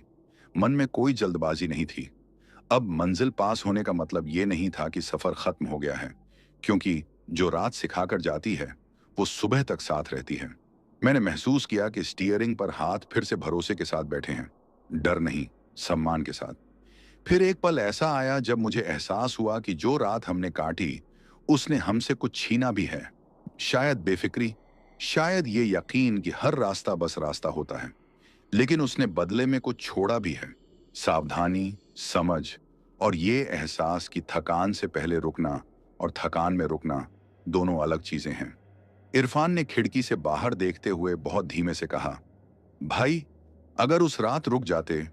उसने बात पूरी नहीं की और मुझे पूरा करने की जरूरत नहीं लगी। कुछ वाक्य अधूरे ही अच्छे होते हैं, क्योंकि उनका पूरा होना ही डर बन जाता है। ट्रक आगे बढ़ता रहा। आसमान अब साफ दिखने लगा था और मुझे लगा कि अब वो रास्ता पीछे छूट चुका है, लेकिन उसका निशान हमारे अंदर कहीं रहेगा। हर बार जब नींद भारी होगी, हर बार जब मन कहेगा बस थोड़ी देर, तब ये याद सामने आएगी। अब बस आखिरी कुछ हिस्से बाकी थे। कहानी अपने अंत की तरफ बढ़ रही थी, बिना किसी शोर के, बिना किसी जीत के ऐलान के, बस एक चुप समझ के साथ। सड़क पर हल्की रोशनी फैलने लगी थी। पूरी सुबह नहीं आई थी, लेकिन इतना उजाला जरूर था कि चीजें अपनी असली शक्ल में दिखने लगें। अंधेरा अब कोनों में सिमट गया था और वही कोने रात की सारी बातें अपने भीतर समेटे खड़े थे। ट्रक के शीशे से बाहर देखना अब डर नहीं लग रहा था, बल्कि राहत दे रहा था, जैसे आंखों पर रखा बोझ हट गया हो। मैंने एक गहरी सांस ली, बिना जल्दी के, बिना किसी डर के, और उसी सांस के साथ महसूस किया कि सीने में जमी हुई वो भारी गांठ थोड़ी ढीली पड़ी है। इरफान ने भी यही किया। उसने लंबी सांस लेकर कहा, भाई अब सही लग रहा है। उसकी आवाज में अब कंपन नहीं था, सिर्फ थकान थी, और थकान डर से अलग होती है। थकान इंसान को तोड़ती नहीं, बस बैठने को कहती है। ट्रक के आसपास अब आवाजें थीं, दूर कहीं किसी गाड़ी का हॉर्न, कहीं किसी कुत्ते के भौंकने की हल्की आवाज। ये आम आवाजें थीं, लेकिन हमारे लिए ये सबसे बड़ी तसल्ली थीं, क्योंकि इन आवाजों में इंसानों की मौजूदगी थी, और जहां इंसान होते हैं वहां रास्ते खेल नहीं खेलते। सड़क के किनारे एक ढाबे की पीली रोशनी दिखी, बहुत दूर नहीं, बस इतनी की पहचान में आ जाए। इरफान ने उसे देखकर कहा, भाई वहीं रुक लें। इस बार उसके शब्दों में न गुजारिश थी, न डर, सिर्फ जरूरत थी, और यही फर्क था। मैंने सिर हिलाया, लेकिन ट्रक तुरंत मोड़ने का मन नहीं हुआ। जैसे मन कह रहा हो, पहले यकीन कर लो कि सब ठीक है। हम ढाबे के पास पहुंचे। ट्रक की रफ्तार अपने आप कम हुई। मैंने ब्रेक दबाया, इस बार बिना किसी डर के, बिना किसी दबाव के, और ये फर्क मैंने साफ महसूस किया। कोई ठंड नहीं बढ़ी, कोई हवा भारी नहीं हुई, कोई आवाज पीछे से नहीं आई। ट्रक शांति से रुका, जैसे उसे भी पता हो कि अब रुकना सही है। मैंने इंजन बंद नहीं किया, बस न्यूट्रल में डाला। इरफान ने शीशे से बाहर देखा। ढाबे पर 2-3 लोग बैठे थे, आम लोग, चाय, बातचीत, और उसी आमपन में एक गहरी राहत थी। इरफान ने मुस्कुराकर कहा, भाई अब ये सही रुकना है। मैंने उसकी बात मान ली, क्योंकि कुछ रुकने डर से होते हैं और कुछ रुकने समझ से। हम दोनों थोड़ी देर ट्रक में ही बैठे रहे, जैसे शरीर को यकीन दिला रहे हों कि अब कोई जल्दी नहीं है। मैंने महसूस किया कि रात का असर धीरे धीरे उतर रहा है, लेकिन पूरी तरह नहीं। कुछ चीजें जल्दी नहीं उतरती, वो अंदर बैठ जाती हैं, ताकि अगली बार इंसान सावधान रहे। ढाबे से चाय की खुशबू आई, और उस खुशबू में कोई डर नहीं था, बस सुकून था। इरफान ने कहा, भाई ये रात हम भूलेंगे नहीं। मैंने जवाब दिया, भूलने के लिए नहीं होती। और वही सच था। कुछ रातें इसलिए मिलती हैं ताकि आदमी हर अगली रात को हल्के में ना ले। ट्रक के पीछे मैंने इस बार मिरर में देखा, पहली बार बिना डर के। सिर्फ एक खाली सड़क थी, सामान्य, सीधी, जैसे हमेशा से रही हो। लेकिन मुझे पता था कि इस खालीपन के पीछे कितनी परतें छुपी रहती हैं। और यही समझ सबसे बड़ा सबक थी। हम ढाबे की तरफ उतरे नहीं, बस वहीं बैठे बैठे चाय मंगवाई। जैसे ट्रक छोड़ना अभी भी मन को मंजूर नहीं था। इरफान ने कप हाथ में लिया। उसकी उंगलियां अब कांप नहीं रही थीं। उसने चाय का पहला घूंट लिया और आंखें बंद कर लीं, राहत से। सफर अब अपने आखिरी हिस्से में था। डर पीछे छूट चुका था, लेकिन उसकी परछाई हमारे साथ थी, चेतावनी की तरह, याद की तरह, ताकि अगली बार जब कोई सड़क बहुत ज्यादा आरामदेह लगे तो हम उससे सवाल जरूर पूछें। अब बस कुछ ही बातें बाकी थीं, कुछ आखिरी समझ, और फिर कहानी अपने अंत की तरफ बढ़ेगी। बिना शोर, बिना किसी नाम के। ढाबे की रोशनी अब पीछे छूट रही थी। ट्रक फिर से सड़क पर था, लेकिन इस बार चलने में वो बोझ नहीं था जो पूरी रात हमारे साथ रहा।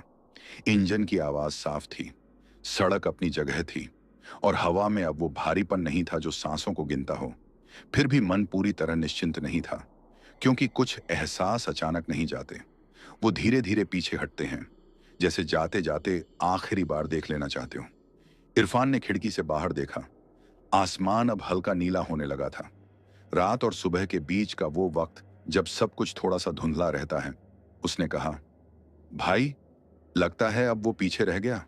मैंने सिर हिलाया, लेकिन मन में साफ था कि कुछ चीजें पीछे नहीं रहती, वो बस चुप हो जाती हैं। सड़क पर अब नए निशान दिखने लगे थे, ताजे टायरों के, इंसानों की हलचल के। और यही सबसे बड़ा फर्क था। रात की वो सड़क हमें अकेला महसूस करा रही थी। ये सड़क हमें याद दिला रही थी कि दुनिया अब भी चल रही है। ट्रक के अंदर का माहौल भी बदल चुका था। सीटों के बीच की वो ठंड अब नहीं थी। डैशबोर्ड की आवाजें फिर से मामूली लगने लगी थीं। मैंने पहली बार अपने शरीर पर ध्यान दिया। पीठ में हल्का दर्द, आंखों में जलन, और दिमाग में भारीपन। लेकिन ये सब अब डर का नहीं, थकान का हिस्सा था।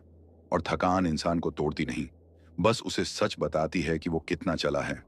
इरफान ने भी यही महसूस किया। उसने कहा, भाई, अब थकान लग रही है। और उस एक वाक्य में कितना फर्क था। डर नहीं, थकान। सड़क के एक मोड़ पर अचानक मुझे लगा जैसे कुछ पीछे से देख रहा हो। मैंने मिरर में देखा, कुछ नहीं। और इस बार दिल ने भी वही कहा, कुछ नहीं। लेकिन उसी पल मैंने समझ लिया कि असली डर वही होता है जो दिखना बंद कर देता है, क्योंकि जो दिखता नहीं वही सबसे देर तक याद रहता है। इरफान ने मेरी तरफ देखा, और पहली बार उसकी आंखों में वो हल्की सी चमक थी जो किसी मुश्किल से निकलने के बाद आती है। उसने कहा, भाई, अगर आप उस वक्त नहीं संभालते। उसने वाक्य पूरा नहीं किया, और मैंने भी नहीं चाहा कि वो पूरा हो, क्योंकि कुछ अगर मगर को अधूरा छोड़ देना ही बेहतर होता है। हम आगे बढ़ते रहे। रास्ता अब सीधा था, मोड़ आसान, और हर मीटर के साथ मुझे लग रहा था कि रात का असर धीरे धीरे उतर रहा है। लेकिन पूरी तरह नहीं, जैसे कोई साया धूप में खड़ा हो और धीरे धीरे छोटा होता जा रहा हो। इरफान ने बहुत धीमे से कहा, भाई, ये रास्ता हमें याद रखेगा।